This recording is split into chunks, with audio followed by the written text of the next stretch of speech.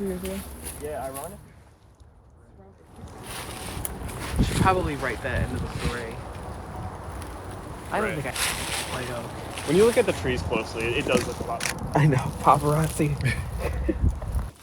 It's a little steep. And I think those are only edible to birds. Yeah, I'm trying to see. I think what we have here, like the slight blue tint, is also a lichen that grows on rocks. I feel like I'm in a movie. Yeah, I know. This is considered an invasive plant here, this garlic mustard. Trying to get the root system. Yeah. Smell it. That's definitely. Yeah, about to say me too. It's the tails of turkeys. These are edible. If you have a teapot, that you can just set these in the center and pour your boiling water over.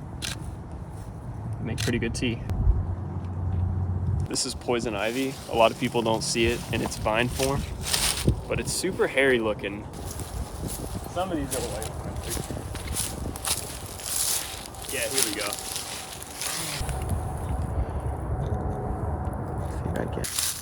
There's 5 needles, so that's how you know that it's a white pine. At least in this area, it's the one with 5 needles per bundle.